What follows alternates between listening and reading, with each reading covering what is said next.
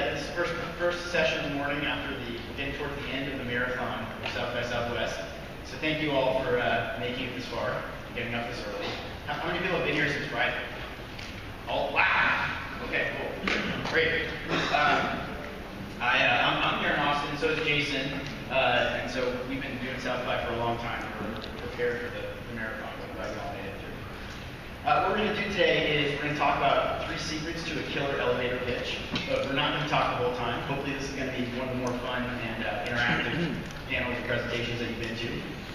This is a riff on something we did last year. This one's going to be even better, but it went really great last year as well. And so I'm going to talk for about 15 minutes with some explaining what I think are some key elements to a killer elevator pitch, and also giving one example to go through some detail. And then we're going to have everybody line up over here on my left and on your right. The first people that should line up are the people I've already talked to. So there's a bunch of those. And then if we have time, we'll do more after that. And the people that are ready, and even if you're not there, you should start thinking about it if you'd like to do this. You want to have a 90-second elevator pitch for your company or for whatever it is that you're doing. And you'll come up, you'll get up on the podium, you will give your 90-second pitch, and then we will give you a little bit of feedback, and one of us will try to come up and give your pitch maybe a little bit different. So it should be really fun. The hashtag is killer, with also the South by Southwest hashtag.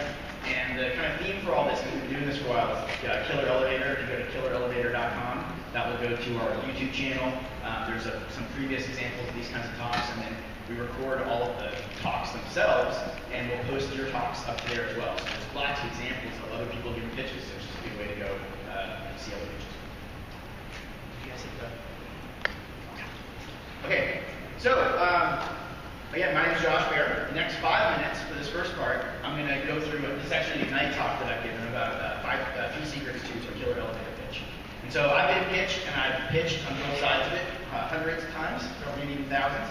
And I promise if you apply these concepts to what you do, your pitch is going to immediately get better.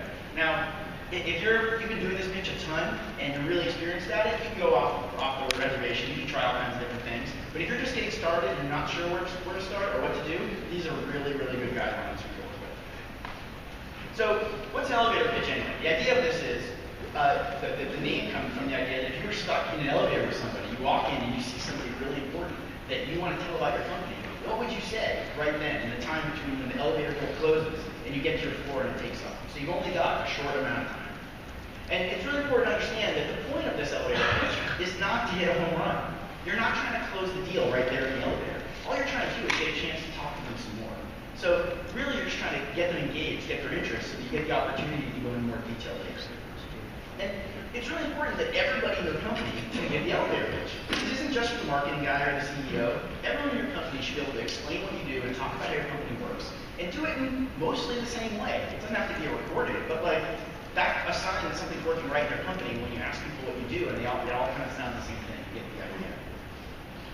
So I pitched here at the Accelerator. I pitched at TechCrunch 50 before it was Disrupt. And this applies up on a stage when you're doing something like a pitch session, a lot of those here, but it also applies to somebody that you meet or even maybe sit around the dinner table or at Thanksgiving dinner. So most people's initial instinct is to focus on their solution, like the idea that they came up with, this really creative, interesting thing they have. But nobody really gives a shit about what your solution is if they don't give a shit about the problem. They got to understand what it is you're trying to solve and why that's important. And so it's really important that you start off and focus on explaining what the problem is you're trying to solve and help them understand why that's important. Now, an easy way to get people's attention is to talk about the pain.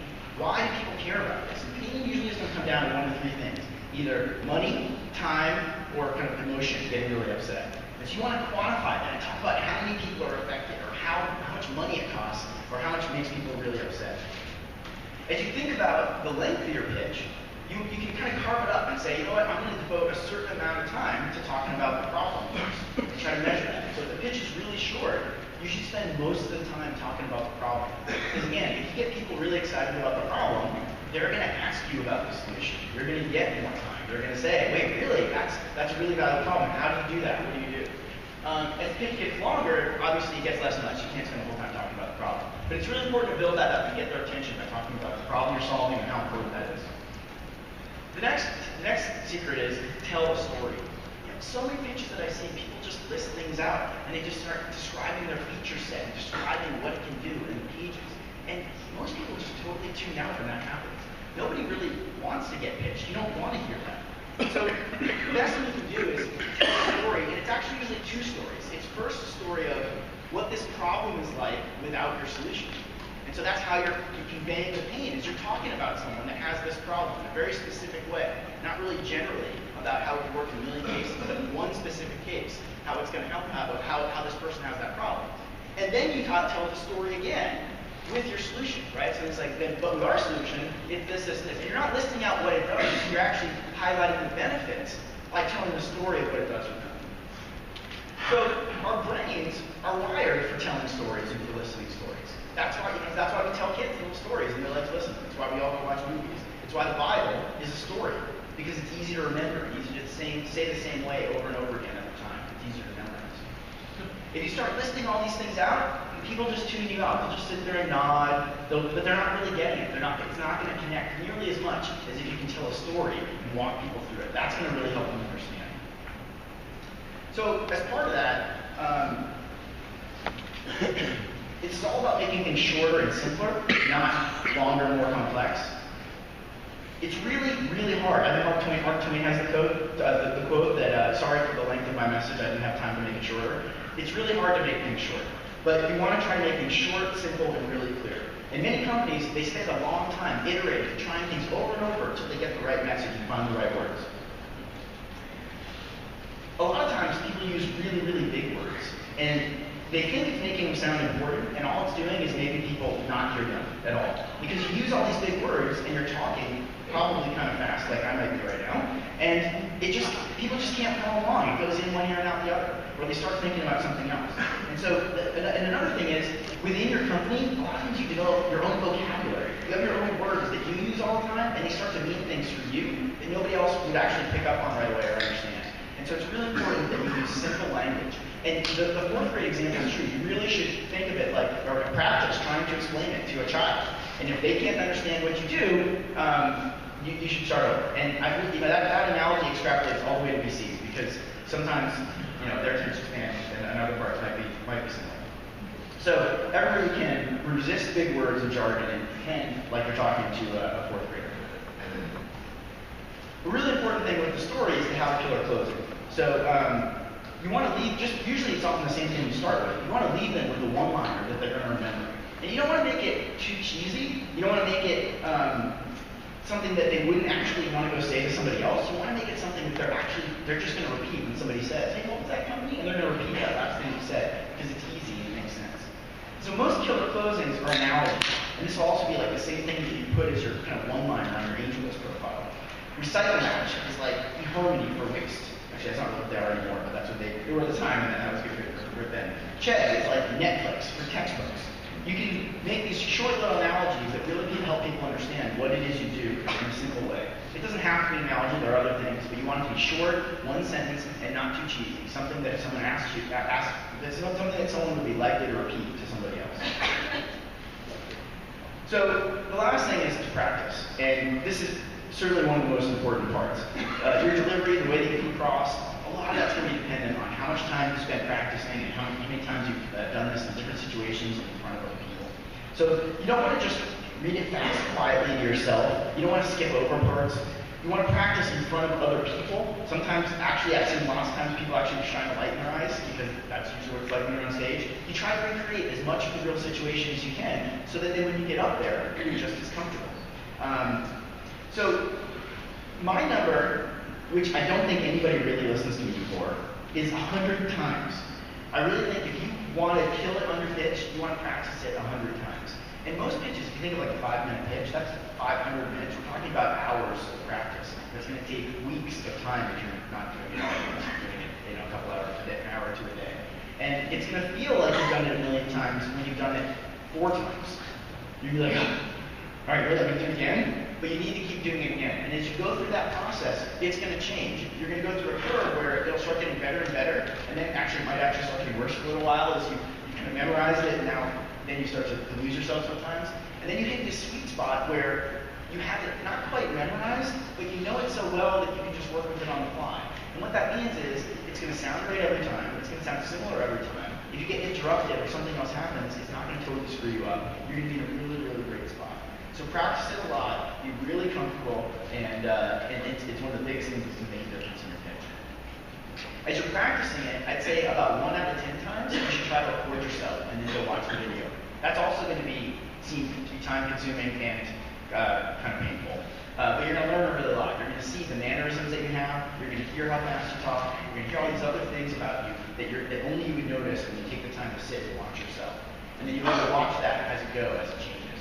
Fortunately, one of the examples I'm going to give here in a minute is one of the companies that I work with who did that, and as a result, we now actually create a case study to show you the pitch improving as it goes through the different steps.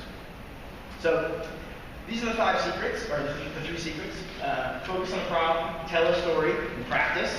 And I'm sure if you take these and apply them to your pitch, it's going to get a lot better, and you're going to have more success. So I hope that those work for you. So the example that I want to give you before we get into getting people to give their own pitches is about a company called InfoChimps. They're an Austin company here that's all about big data, and they were getting ready for the demo conference, and they were kind of helping with their pitch. And so, they have a great pitch that involved more time, and they're really kind of fun and entertaining. And 2, we did it in such a way where as they were doing it, the first time I met with them in person, but then they would just send me YouTube clips and they would comment right on the video there. And so what's nice about that is, as a case study, I've got the videos and the comments that they went along, and I'll show you some of those here as we go. Tell me when you're ready. You're ready. My name is Drew Bansel, and I'm with InfoChimps.org. We're building a website where you can find, share, or sell any data set in the world. I'm going to talk to you now about how InfoChimps is opening up a huge but largely untapped market in analytical data. Let me start by just giving you a few examples of what I'm talking about. InfoChimps helps you find data.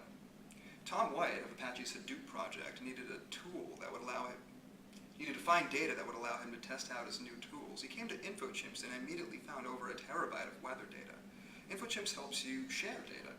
No American should have to pay for data collected by the US government, but Professor Michael Marder of the University of Texas at Austin did just last year as part of his PhD, as part of his research. He shared this data collected at taxpayer expense on InfoChimps, and now no other educational researcher will ever have to pay for this particular data set again. InfoChimps also makes it easy to sell data. Many corporations are sitting on latent data assets that they haven't realized are valuable. Other companies, like Ag Data, have, and they've made a business out of harvesting these oblivious corporations' data and selling it on InfoChimps. Stories like this are just the beginning. Tools like Tom White's Hadoop allow anyone to work with massive amounts of data at scale. Our friends at Amazon have built a computing cloud that lets anybody rent a supercomputer for just pennies on the hour. We are entering an age of ubiquitous data, and by ensuring that everyone and anyone can find and use this data, InfoChimps is going to change the world. All right, so it wasn't that bad. He did use some examples, and he, knew what he was talking about. But the feedback I gave him was, you need to simplify the message, say less, give fewer examples, take out all of the distracting name dropping of people and company names. With 90 seconds, you can only get across 2 or 3 key concepts, and so this was too much for us to try to digest. And also I said, some of the feedback almost every entrepreneur I hear the first time gets is, tell a story, don't describe the features, and close by making your point with a strong sentence they can remember. Have that killer closing. Don't just say, I'm done. So let's see the next one as they go through. They get better pretty quickly. You're recording. InfoChimps is a website to find, share, or sell any data set in the world. 150,000 visitors have already come to looking for data on everything from adoption statistics to zip code locations. You can find massive data sets like the US Census or the global weather data for a whole century, and tiny data sets like the time, nature, and casualty rate in every single Rambo movie.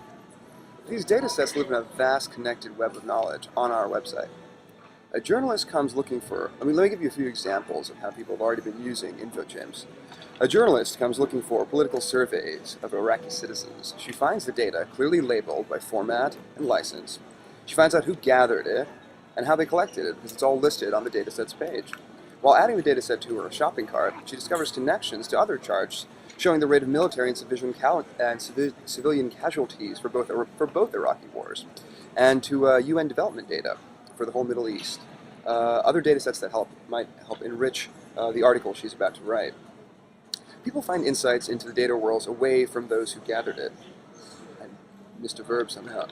An educational researcher, as another example, an educational researcher posts yearly standardized test results for every school, district, and campus in the state of Texas. And a parking meter company posts how often parking spots in the street are available on a given day of the year. Combining datasets like these puts the power in the hands of a family to help choose their next home. InfoChimps is a website to find, share, or sell any dataset in the world. Needs some work there. So the feedback on that one, he was talking slower, but he still needed to slow down even more. It was over time, and that's really bad because he was going for a pitch competition, so even if they're not going to cut you off, it's better if you actually under time than over time.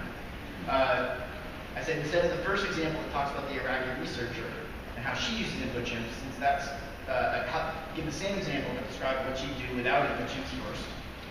Describe the problem as more powerful than the solution. And if you think about things, I told you to think about things in terms of time allocation. You kind of talk about that graph, saying, hey, if this is a 90-second pitch, you should probably spend about 30 seconds talking about the problem itself.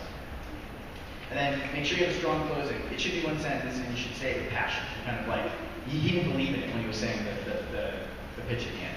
Now, at the same time, he's in an airport practicing to give this pitch, right? So you think this is one of those cases where you're saying, okay, well, he was just in the airport, he wasn't doing it for real.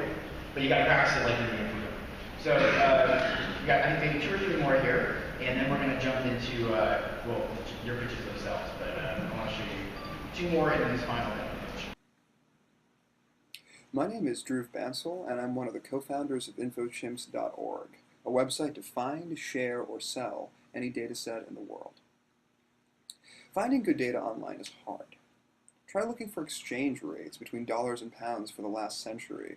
Google can find you some recent information, but the dataset you're looking for isn't even in the top 100 search results. Try searching for lists of zip codes instead, and you'll have the opposite problem. Hundreds of results with no obvious way to decide which is the one that's best for you. InfoChimps solves these problems. Imagine a journalist who's looking for political surveys of Iraqi citizens. Because data on InfoChimps is searchable, categorized, and tagged, she quickly finds what she's looking for, a 2003 survey by the polling firm Zogby International. Because data on InfoChimps is connected in a single web of knowledge, she also discovers related data sets about casualty rates and government spending. In just a few minutes, she's able to download multiple connected data sets in the format of her choice that provide her with new insight into her article. We're a young company, and the InfoChimps community is still growing, but we already have the largest repository of rich analytical data in existence. If you want to find, share, or sell data, then become an InfoChimp and come visit us at booth 61. Thank you. Wow. That one was a lot better. Feedback I gave, nice. That pace is right. You slowed it down. You're taking some nice pauses. Don't forget to keep doing that when you're up on stage. Good job starting with the problem, the example, and then the story. That all worked really well. He obviously has been practicing it a lot. You know, we've seen now 4 or 5 examples. Keep in mind, he's probably done it another 10 times in between each of those. So he's practicing a lot to get to this point where it looks that smooth. This one was shorter than 90 seconds. So that was awesome. He finished early. And I told him, this looks great. You guys are going to kill it tomorrow. I thought they were done. But it actually still gets a lot better.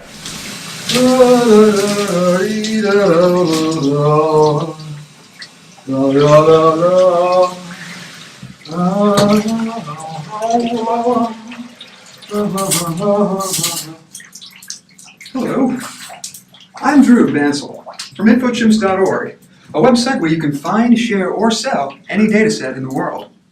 Finding data online is hard. Imagine searching for currency exchange information for the last 100 years. Google can help you find something recent, but the dataset you're looking for isn't even in the top 100 search results. Imagine instead searching for lists of zip codes. You have the opposite problem, hundreds of results with no obvious way to determine which one's the best for you. InfoChimps solves these problems. Imagine a journalist coming to InfoChimps to find information on Iraqi citizens. Because data on InfoChimps is searchable, taggable, and categorized, she quickly finds a dataset that meets her needs. A 2003 poll from polling firm Zogby International. Excuse me. Because data on InfoChimps is connected into a web of knowledge, she's also able to find related data sets on civilian and military casualties, U.S. government spending, UN development reports. In a few minutes, she's able to leave with multiple data sets in the format of her choice and move on to writing her article.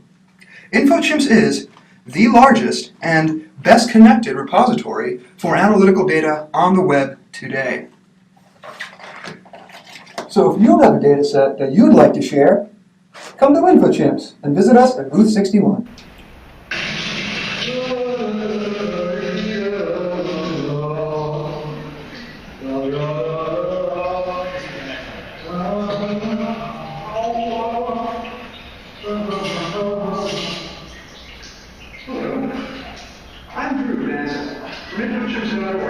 A website where you can find, share, or sell any data set in the world. Finding data online is hard. Imagine searching for currency exchange information for the last 100 years. Google can help you find something recent, but the data set they're looking for isn't even in the top 100 search results. Imagine instead searching for a list of zip codes. You have the opposite problem. Hundreds of results, and no obvious way to determine which one's the best for you. InfoChimps solves these problems. Imagine a journalist coming to InfoChimps to find information on American citizens. Because data on InfoChimps is searchable, taggable, and categorized, she quickly finds a data set that meets her needs. A 2003 poll from polling firm Zogby International. Excuse me. Because data on InfoChimps is connected into a web of knowledge, she's also able to find related data sets. Civilian and military casualties, U.S. government spending, UN development reports. In a few minutes, she's able to leave with multiple data sets in the format of her choice and move on, right? InfoChimps is the largest and best connected repository for analytical data on the web today. So if you have a data set that you'd like to share, come to InfoChimps and visit us at booth 61.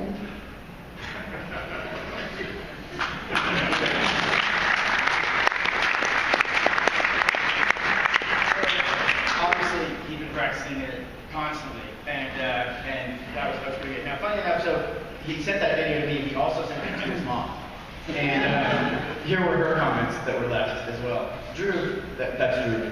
Drew, I hope to goodness that none of these are actual pitches. They all sucked. Without the one who was spontaneous and well-spoken, but are you selling yourself for InfoChimps? Totally unprofessional. Stop looking at your teleprompter. Memorize the lines, please. 3, very amateurish. I would not invest in your company. The sum of all 3, the content is good, the examples help, the delivery has to be worked on and absolutely professional. You're all big boys now, playing and competing with other big boys. So go work on it some more. Call after the pitch is done. All the best. Love, Mom. So Mom's obviously the hardest critic here. I thought that was pretty good. Okay, so now I've got just one more example. It's going to be the final pitch he actually did at that demo, which is awesome. And then you all get a chance to do your own.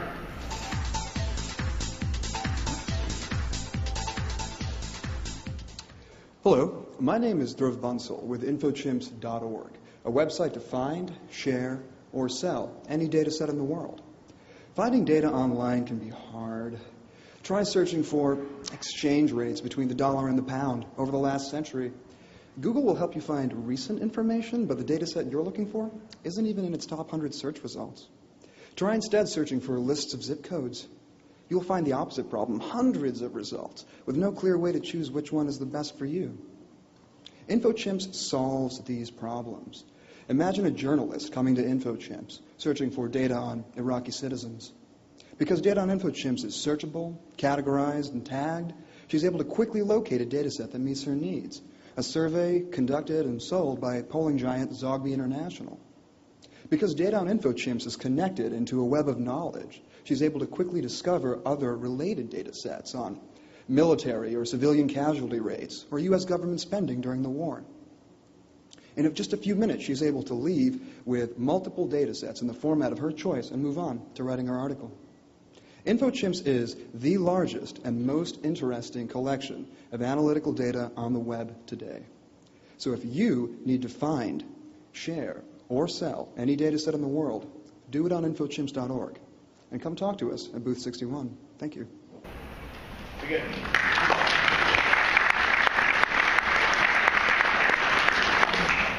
All right, so now it's your turn, and we're going to put you through some of the same paces. Up here with me, I've got an excellent panel here for participating in this. Two good friends who I've seen do a lot of pitch competitions and a lot of pitches. Naval Ravikant is the founder of AngelList. If any of you guys are raising money for a startup, you should be on AngelList. He's also the chairman of Bass.com, and he's started many other companies, Siemens and others. He's got an amazing blog about startups and about pitching and about raising money and everything else at venturehacks.com. And on Twitter, he's Naval. And then Jason Cohen, he's with me. He's one of the managing directors of Capital Factory. He's the CEO of WP Engine, which is, if you have a WordPress blog that actually matters, it should be hosted there. His blog, which is all about startups and marketing and other things around startups, is asmartbear.com, and on Twitter, he's asmartbear. So, this is how it's going to work for your turn. If I've spoken to you already, which there's a handful of you, take the time over here on the left. You're going to get up here, I'm going to time you, you've got 90 seconds. If you hit 90 seconds, we're going to cut you off. You get up, you come up to this mic right here, you give your 90-second pitch, then one of us is going to raise your hand, and you can kind of just step back a little bit. One of us is going to come up, and we'll give your pitch and give you some feedback, and then it's all being recorded, and we'll post that to Killer Elevator as well.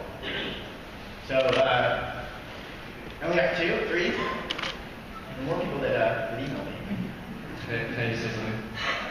So this is awesome pitch training advice, but one thing you should keep in mind is that there are two completely different kinds of pitches that you will give.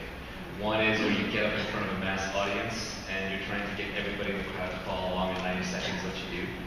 And then the other is when you actually are with a smart, sophisticated investor in an elevator who's seen it all before. And in the latter case, you're going to have a much more analytical delivery, trying to form a bond of trust. So that's at least my style. So when you see me get up there and give a pitch, it's going to be completely opposite to what he just said. Because I'm assuming that I'm talking to Mark Andreessen, and he's seen it all, and he's heard it all, and I'm trying to catch his attention as quickly as possible so that there will be a follow-up. And it's careful, this is the weird thing, but you want to be rehearsed, but so you know your material cold, but at the same time you come across as rehearsed, you're dead.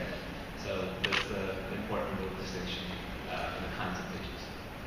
Great, so that's some great feedback, and I think one of the great things about the panel you'll see up here is we're not all going to agree. And you're going to see that across everybody you talk to, right? So that's part of where the challenge of being an entrepreneur is you're going to have to incorporate all that advice. When you get up here, you might tell us which pitch you're giving. Like you could say, this is more of my customer pitch, this is me telling what my company does, or I'm talking to an investor, and that can help us continue the feedback that we give you too. All right, so let's get started. Our first one coming up. Can I come up here? Come right to the mic.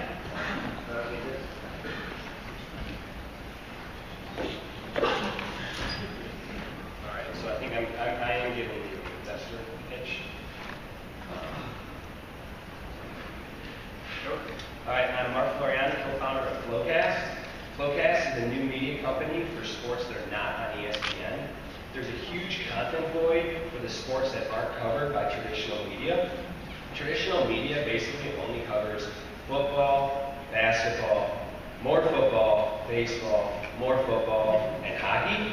But there's huge communities and passionate people and participants that care about the sports that are not these main four sports.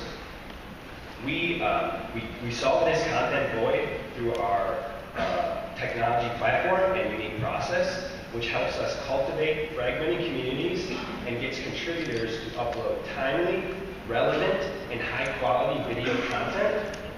Currently, we have 4 sports verticals in wrestling, track and field, gymnastics, and mountain bike and cyclocross.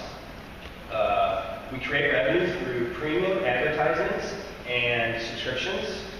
Over the last month, we've had 1 million unique visitors, and we think with adding more verticals and we can get to 10 million unique visitors, and that would be a top 10 sports online property. That was 1 minute 15, so.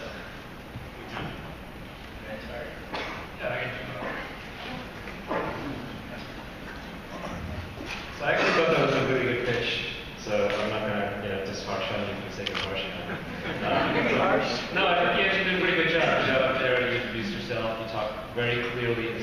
what you do and how it's differentiated. And then you mentioned attraction is really good. I just feel like you omitted a few things, and you did it in the interest of being clear, which is totally fine. But I would have gone something like, I'm so-and-so. I have a team of, the following team. We went to this school. We went to the University of Austin. We did this. We're passionate about sports. We looked at the sports business. The top 5 properties make X million a year, so you want to set up kind of how big you can be. They do about this many uniques, but there's this giant underserved niche. The people who follow these other non-traditional companies, like these non-traditional sports like football and basketball and so on, there's 100 million of them as opposed to 150 million of the others, so the market is 2/3 as large. And we want to be the dominant player in that market. We're already number 3 at 1 million uniques a month, and so on and so forth. So I think you kind of didn't do a great job numerically sizing the market. You didn't give me a sense of what 1 million uniques really means. Where do you rank? You did say 10 million get me to top 10, but I don't even know if the top 10 sports properties make money. There is bias investors having these content businesses, so I think you should talk a little bit more about your team. That's actually really important on what you've done. And you should size the market relative to big competitors and then say how much you can make or how successfully you can go. But overall, I actually thought it was pretty solid. Clear pitch. I understood what you did. Thanks. Great job.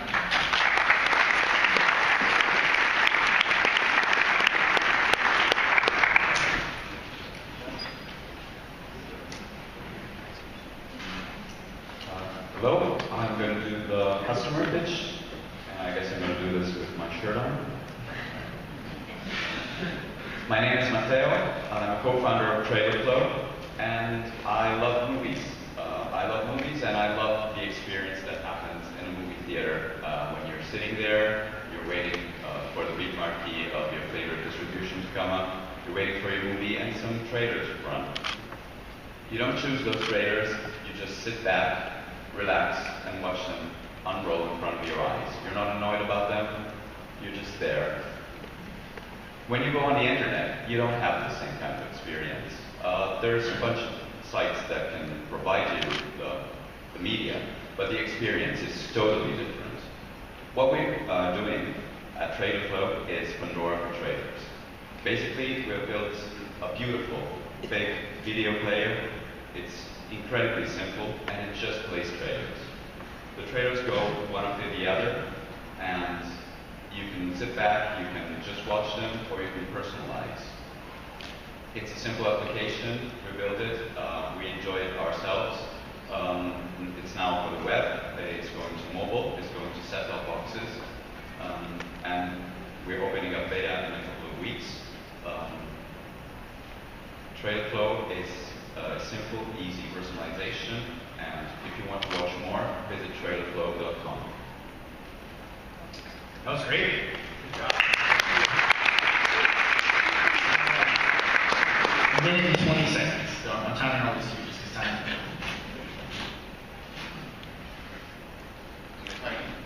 Sure. So, a few things that I saw. I'll just tell you a few things that I saw so you'll see what I'm trying to change. The first thing is when you started off, not only was there no problem, because I'm just sitting there passively looking at something, also it's not exciting. You painted a picture of something where I'm passively doing nothing and not disturbed by that. And that's not setting up anything interesting to solve, right? Okay, so we got to fix that. Then you said you're Pandora for trailers, which is what you do. It took a long time to get there. So I want to know what you do up front so I can context for the rest of the things you say. You said, it's really simple to build, just made it. That's actually could be a bad thing, because then lots of people could do that. And why are you the right person to do this? Why is this particularly good? Why couldn't anybody do it? How about the big media companies? They could just do it, right? And also, just like Paul said on the last one, I have no idea how big this is. This is something where, now I know it's for consumers. You said it was a customer pitch. Maybe we don't care, but I just wanted to bring it up sort of in general. So I guess this is what I would do. So you know how you go to the movies, and you're sitting there waiting for the movie to start, which is everybody just wants to see the movie. That's why you're there. And you're looking at those stupid, idiotic things that are coming up, which I guess someone paid a lot of money for, that they're idiotic. And then, finally, the trailers start. And I don't know about you, but I love trailers. Like, every time a trailer starts, I'm like, sweet, I want to see what's coming up. They're always exciting. It's always like mysterious, and like if it's an action movie, it's usually like the best action scenes, which means it's like taking the best parts of the movie and condensing it down. It's fun. And so I actually always like to see the trailers. And when the movie starts, I'm almost like, I wish there was like a few more trailers because I could watch this for 20 minutes. It's so fun.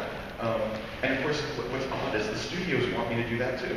They are ads that I want to see. So, I mean, in fact, this is like the best form of advertising ever, and we all like it. But the problem is that you go to the movie theater, and of course you only see those, and you don't even think to do it on your laptop. You don't go, there's no place to go to have that same experience on the web. Obviously, you can try to go to a specific movie website, but that's silly. That's just the one movie. There's no sort of Pandora for trailers where it would just show me trailer after trailer, and I could have that experience that I want. And by the way, all of the producers of these things want you to see all these trailers. So actually, the content is always available and free and plenty. So there's always something to watch. So you should come to trailerflow.com and have that fun experience all the time. In fact, invite your friends, make some popcorn, and make it an item. Great. You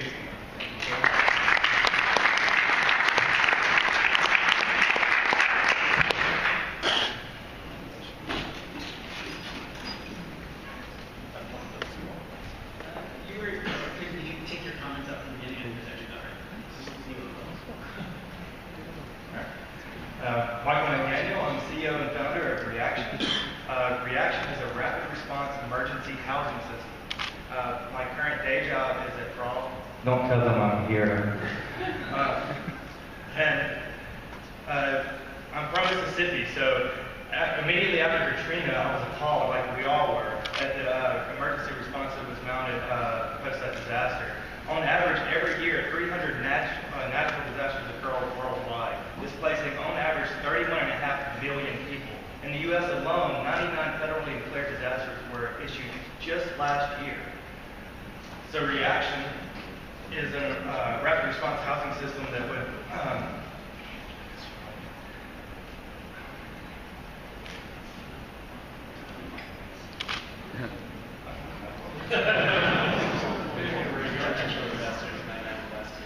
Yeah, 99 disasters last year, 99 federally declared disasters last year alone. There's currently a massive housing gap. So housing vouchers, FEMA's current response is housing vouchers. Housing vouchers take an average 2 weeks after a disaster to get something in place. Red Cross shelters are only open for 3 to 5 days after a disaster. FEMA trailers do not arrive on site for 45 to 60 days after the fact. So that leaves this massive housing gap in there. So our solution is currently Think Coffee Cups. Reaction hardware, just the hardware solution, actually stacks and nests together in a very efficient package. This allows us to actually move 15 units in the same space that it takes to move one FEMA trailer. So each unit sleeps 4 people, can be set up in 2 minutes. So you can do the math. Our closest competitor takes 8 hours to set up one of their units. In 8 hours, we can move a city. So Reaction is essentially a complete hardware and software solution. So I guess the closest thing to think of is think of Apple, but with a heart.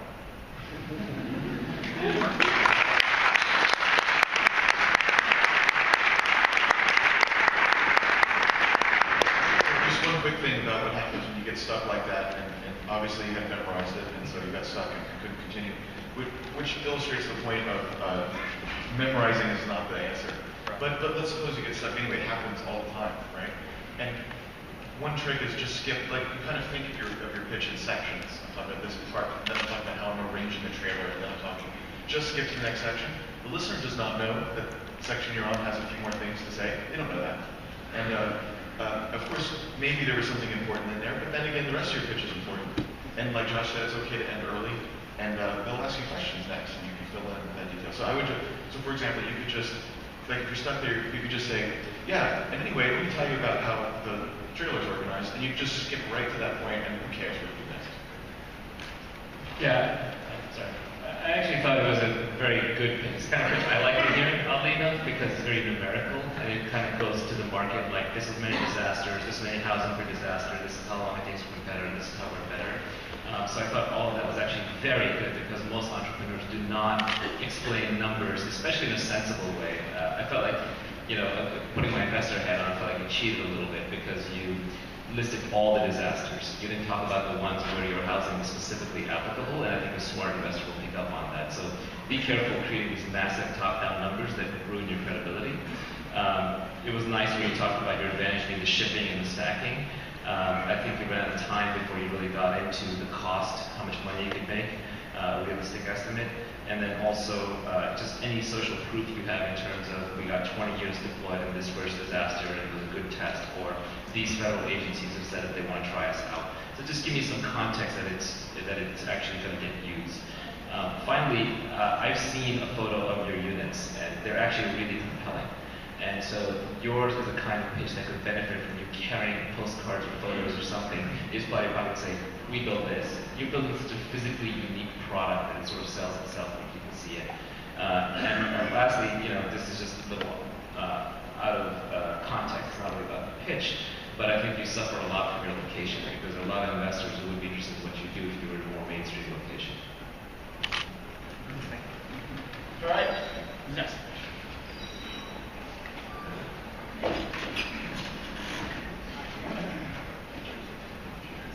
Hi, so I'm doing a custom. In 2006, I was a newlywed. First Christmas, my wife and I were from Dallas. We called literally all the Dallas hospitals and we wanted to do some good. We called them, how can I contribute my time here on Christmas Day? Couldn't get a single hospital in Dallas to tell us what we can do. I thought this was a serious problem. So what I did was basically over the next 5 years, I'm an ex-engineer for Nokia. I spent the past 9 years building the CBN smartphones. My team and I built the multimedia stack of CBN. So I realized over the years, I had worked for Nokia. We spent a lot of time traveling around the world, connecting with people, which is what we did at Nokia. And I realized, the rest of the world had our products. How can we turn these products to getting people to doing more good? Letting people know where they can do good and how they can do it and who else is trying to do those same things. And so I created Personify. Personify is an application that lets you know what you can do, where you can do, and who else is doing those things around you. It's a geolocated application that lets you know where people can post specific things, actions that need to be done for social good, anywhere they are in the world. So for instance, you're here in Austin, you want to connect locally with people who are trying to feed the homeless people or the hungry people, or whatever it is. You can know exactly where those things are done and go out there. If you feel so compelled to do it, and go do it. So my build is basically, I spent all these years building mobile devices. I travel around the world and I connect locally with people. And I realized we all have the same problems. We're searching for that next big thing to do. We're searching for that next important thing to do. And that's what Personify is. Thank you. Great.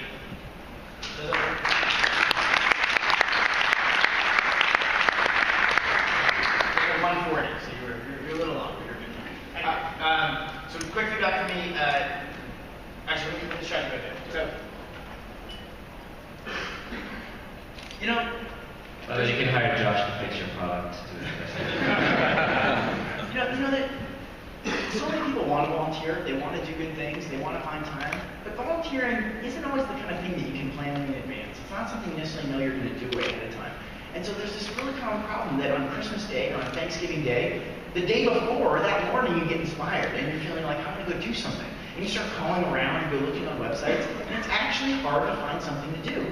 The things that you would think of to go do all get filled up. Like I called the food shelter and they said, oh, sorry, we've got 2 big groups coming in. We don't have room for anybody else. I called a bunch of hospitals and they said, sorry, we don't have any opportunities for you to do today. And I thought, isn't this crazy? Right at the time when everybody wants to go help, they can't do anything about it.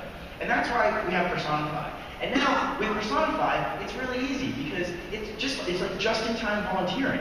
You can look at this app and immediately see in a localized, in a geo-friendly way, who around you, what opportunities there are to go volunteer, and who your friends are that are going to volunteer in different places. And people that have opportunities to volunteer can make requests that would go then draw those people in. And so this way, it makes the whole place more efficient and allows the people that are looking for things to do to find the things that they want to do really quickly. And so the next time that you get inspired and you're at some holiday or you're talking to somebody else and you want to go make a difference, load up Personify and look for that next opportunity that you can go and help somebody else.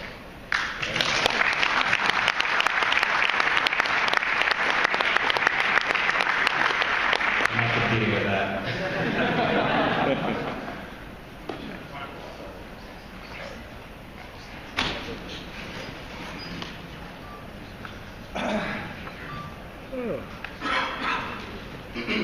I lost my voice. Usually I'm really loud. Here we go. All right, so my name is Caleb. I'm the founder of DegreeCast. We're a vertical search engine for higher education programs.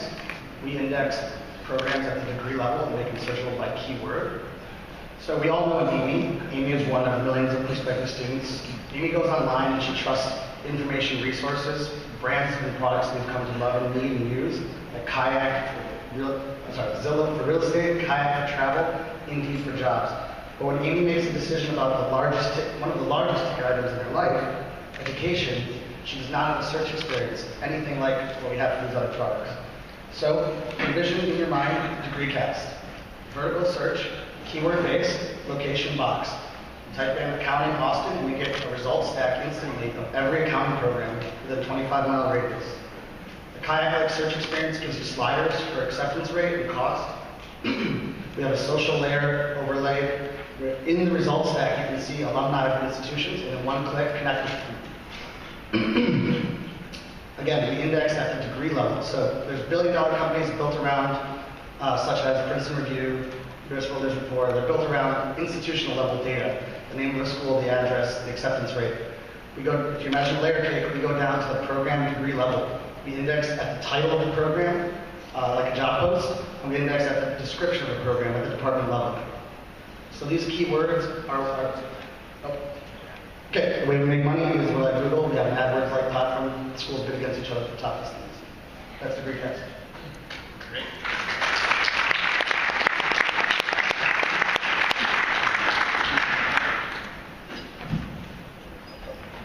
You want to see it later?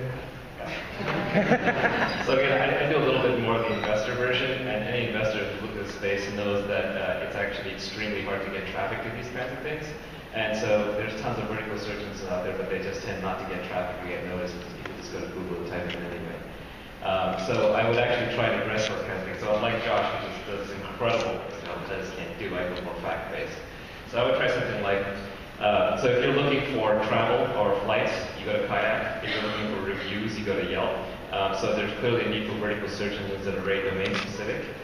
You don't go to Google for those things because these are very structured data and searches. Education is a gigantic market. The secondary market for people getting degrees either from home or going to various programs is billions of dollars. There's hundreds of thousands of adults who do it every year. So we've got a vertical search engine for that. It's got Kayak-like features that lets you drill down into different degree programs.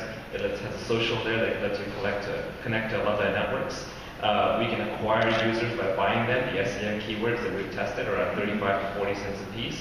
We believe the value of a customer, since they come back 3 times on average, is about $1.20.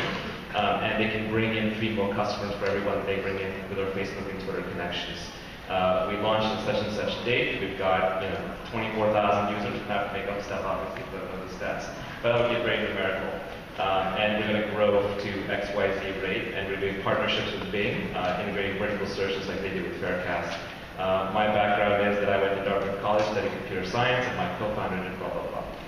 So again, it's kind of more the investor pitch, but vertical search engines are so numerical that you really have to throw out your analytics. So this is where I kind of play different from the rest of the crowd, but I love reaction housing because he really laid out the stats. And I think in this case, there are lots and lots and lots of vertical search engines out there that you will never hear about, that you will never find, that are essentially dead because they don't know how to numerically market and scale. That's great.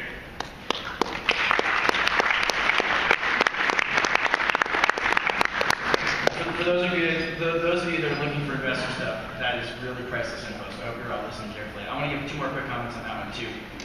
He said we all know Amy, and I wouldn't say it that way. I would say I have a friend named Amy. Because anytime, just when you make any kind of blanket statement upon the whole audience, inevitably there's just a whole bunch of people that are going to go, well, I don't know Andy, or I don't, you know, everybody does this. Just make it personal instead of projecting it onto everybody necessarily.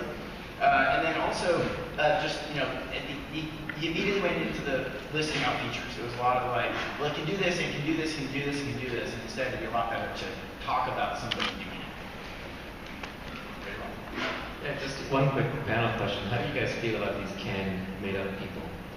Like Amy does a lot, because I always find it a bit of a turn-off. Yeah, well, that's what I said recently. You know, I talk about somebody instead of a made-up person trying to make it somebody real, you know. I mean, I think sometimes it works and sometimes it doesn't. It can be totally cheesy, or if it sounds like somebody you really know, then it can be real. Like if it's a personal, like, you know, my mom went through this thing where blah blah blah blah blah. That's okay. I think it also helps if it's actually a customer.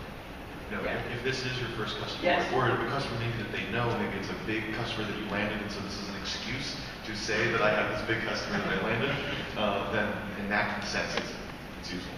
But unlike, say, designers who might say something like, I want to know her age, and when she went to school, that we definitely don't want to know.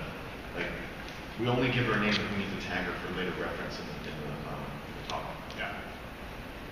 All right. Hi, I'm Jeffrey Martin. I'm the founder of 360cities.net, which is the world's largest community of 360-degree photographers. Now, maps are a basic part of the human psyche. Everybody loves maps to explore and visualize the places where they want to go. Another basic urge of humanity is the desire to explore and find unfamiliar things.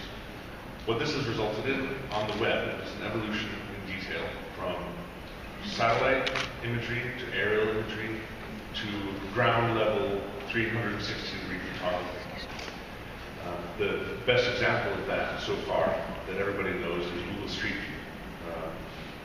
And they have done a fantastic job of photographing a huge part of the planet from the street. And many people love to use this to visualize places where they want to go. But nobody has figured out how to make good 360-degree photos of all the other places besides the street, especially business interiors like bars and restaurants. Don't you wish you could see what the party looks like here at South by Southwest where you're going tonight? No one has figured out how to do that at scale, except for us. 360 Cities shows you places all over the world in 360-degree mapped images of places where Google Street View doesn't or cannot go. Inside restaurants and shops, on top of mountains, underwater. Now we're building a mobile app to democratize the creation of beautiful 360-degree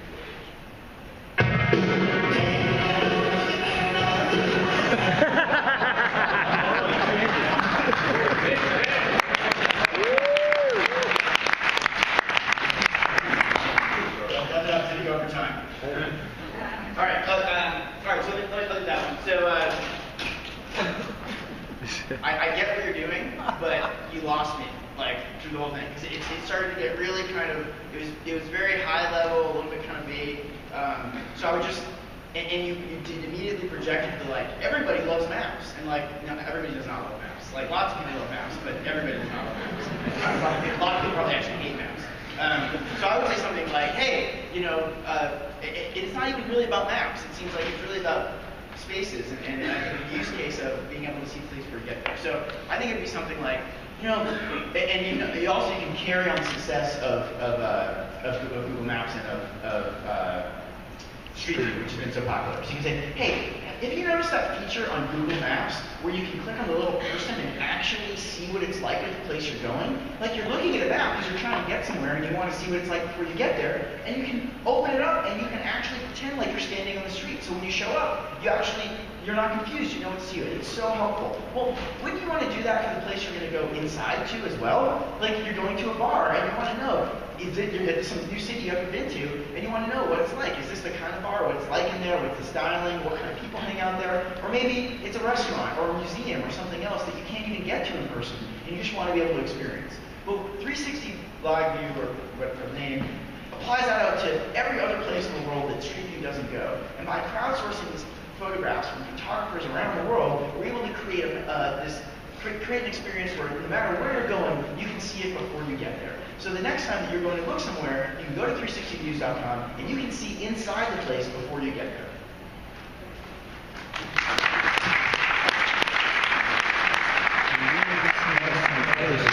Josh, I totally agree. You have such a close analogy like Street View. You should start off with that and write it. The two things I'd love to know from investors is what percentage of coverage do you have as compared to the Street View? So you extend coverage by how many places? So that number or that coverage map would be good to know. And the second would be how large this community on top of what's working for you is. Or is that the largest? That means 10 or 10,000. And also from an investor point of view, I don't know how you make money. All right, we've got time for probably 2 or 3 more, so thanks for everybody that's come up so far, and got one right now. Good morning. My name is Tom Lamar, and I'm the founder and the CEO of Apti Data Corporation. That's like aptitude with data, aptidata.com. What we do is point-of-sale search.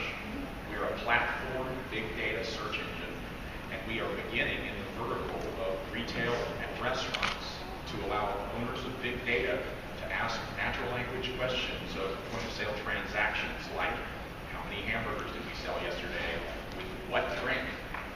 Sounds simple, doesn't it? It is.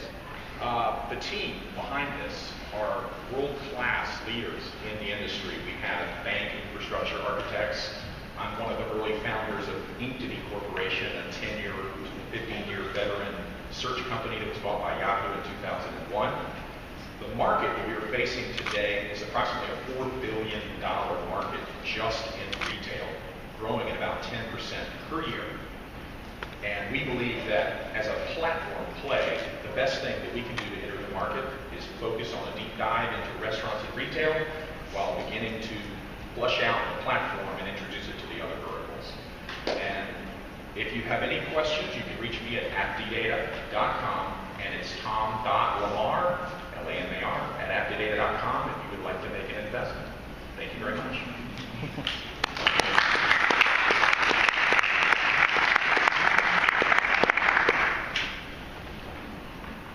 So that's good that it was short, right? It was like a minute maybe? This is 126. Oh, okay. It felt short, that's good. Maybe because you talk slowly, which is also good. So you opened up with some of these sort of generic things on big data search. Again, there's probably a third of the people in this room that consider themselves in big data in some way. So that's actually a bad way to start because it's not specific. And it has nothing to do really, I mean, it's the means to the end, it's not the end, right? The end, I think, is that you're making restaurant owners more money. Is that not the goal? Yes, it is. Okay, so, but you never said that. Okay. And that's the reason they're going to buy it, that's the effect that you have and so forth, and that's the way you're going to get them to give you money and so forth. It's actually the linchpin. Yep. So, whereas you focused on the mechanisms that you're going to use, okay. I would do exactly the opposite and focus on the result because that's what's exciting about this. So here's how I would do it. And also I think this can probably be very short too. So restaurant owners have a ton of data about the types of sales they're making, and just like in AdWords, actually that's all I'll reset. So you know how in Google AdWords, you have the ability to try lots of different things, deep dive into data, and figure out exactly what combinations of what maximize your conversion ratio and therefore maximize your profitability in this market spend. Now think about a restaurant. In their case, the data coming in is receipts and what things are working, what people are actually buying, and so on. And if they could have an AdWords-like experience where they could try different things on the menu, or see if there's correlations in there, and so on, just imagine, or maybe better yet, we did this by hand with a restaurant and tried to see if we could do that with their data by analyzing the data ourselves. We were able to make them 30% more bottom line money, which in the restaurant business is sick. I mean, that's maybe the bad word for a restaurant. and it turns out this is completely repeatable. We just get the receipts. There's a non-trivial, actually it takes quite a lot of ability to create this, but there's a pattern. We can go make restaurants between 10 and 30% more bottom line revenue like clockwork. And there's literally no reason not to do this now that we have our case studies. So we're just going to take over that. And of course, the kinds of things we have aren't limited to restaurants. That's just the place where we found some interesting traction. And so we want to focus there at first, but go to, and you list like the next 1 to 3 specific verticals that would be similar enough so I can imagine, and probably should put in, again, the size, not of the whole restaurant industry, but of maybe some reasonable numbers of what a restaurant industry could produce. So you see the power there of good analogies. The AdWords analogy is very powerful. And if you can find a good analogy, because people find bad analogies all the time, but if you can find a good analogy embedded, it can really shortcut the whole process for you. And Venture Hacks talk about how this was done a lot by Hollywood, so they'll say it's Jaws in space, right? That's Alien. It's Cannonball Run meets golf, right? It's Caddyshack. So they just kind of have this. WordPress engine is Heroku for WordPress. There you go. So they have a way of shortcutting things, and these analogies can be very powerful. Tom, I thought your background was also very strong, and you waited too long to say it. So early on, you said, "I'm the founder and CEO." Yes, they know you're the founder. Obviously, you're pitching, right? So you can save yourself some time, and you can just go right in and say, "I was one of the early founding team members of Ink2Me, and there we solved big data and search problems. I took some of that team, we took some of that expertise, and we're now thinking about a new space." So it's really great for an investor if you can draw a thread and kind of show an arc to your life that makes you the world expert in this without your saying the word expert. And I think you can just have go right into that, and it would have just given the investor a lot of confidence that you're the right team for the job. Thank you. Yeah, I have one last piece of feedback, which is, if you have to explain how to say your name, it's bad name. Like that, my main Tom. picking name. The main thing for me in picking a name and a domain name that goes with it is I want to be able to just say it to somebody and have them be able to repeat it to somebody else or remember it, but type it into a browser without any other explanation. All right, I think we have time for one more. This is the first woman that's come. Yes. Wow, thank you for coming.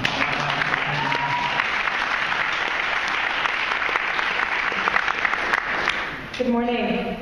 How many of you have cut the cord and stopped paying for cable TV? How many of you still pay for cable TV? Well, TV is dead. In 10 years, none of you will be paying for that. You as business owners, brand marketers, and big company can take advantage of that though and dance on TV's grave by doing video marketing and joining the YouTube Nation. My name is Bettina Hein. I'm the founder and CEO of Pixability. I'm a repeat technology entrepreneur. My first software company sold for $125 million. Pixability is an MIT spinoff. We crunch lots of data and create video marketing software. We use that to help you get the right video content in front of the right audiences and create the right action. We do that for big brands like HP or Verizon, for famous rappers, but we can also do that for you. If you're interested in dancing on TV's grave, go to pixability.com/YouTube Nation. Thank you very much.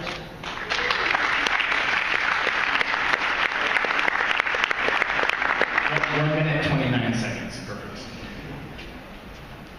I don't think I'm going to improve that. It's actually a really good pitch. It's obviously designed for a larger audience to get people to raise their hand and use phrases like dance on TV's grave. I hope you wouldn't do that in an elevator. Yeah, it was actually designed for a mass audience. I thought it was good how you dropped your background, $125 million exit. You talked about MIT spinoff, gave you some credibility. You mentioned some customers, gave you some credibility. Space is crowded, you dodged the numbers, which immediately makes me a little suspicious as an investor. So the right things to say there would be percentage lift, growth, number of ads, those kinds of things. It sounds like you're far enough along that you should be mentioning that. But I thought it was intriguing enough that I would follow up. I would say that the whole dancing on TV is great. I suppose it's memorable, but to me it felt like there was a lot of negative instead of showing how you're positive and going into a big, growing, and interesting space. It was more like just kind of taking a dump on something that's old. So that's okay, but it's not necessary. And I feel like being positive in the speech is often better than being negative. So, for example, you could say, you could promote how, or you could highlight how much that YouTube and other online video is taking over.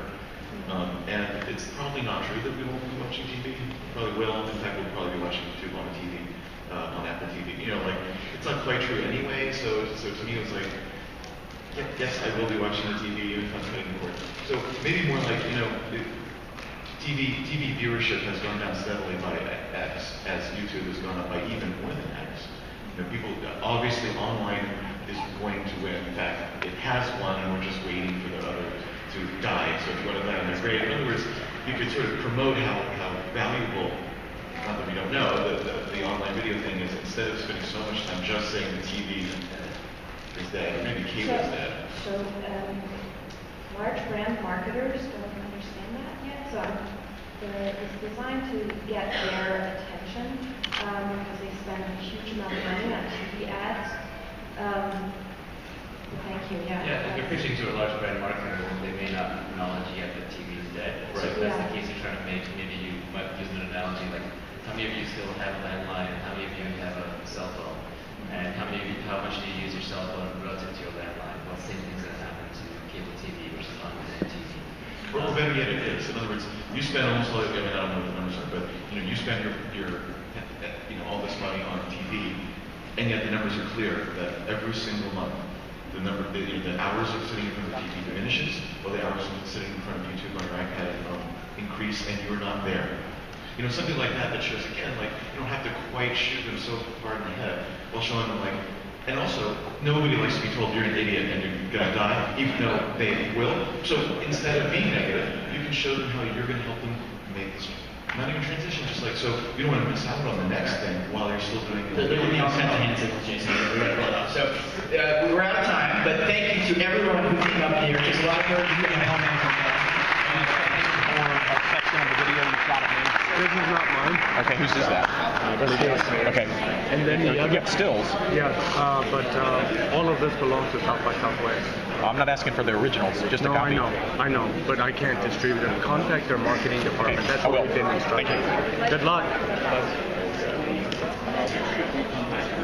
I don't have a name. There's 90 people that work there. We deliver the images.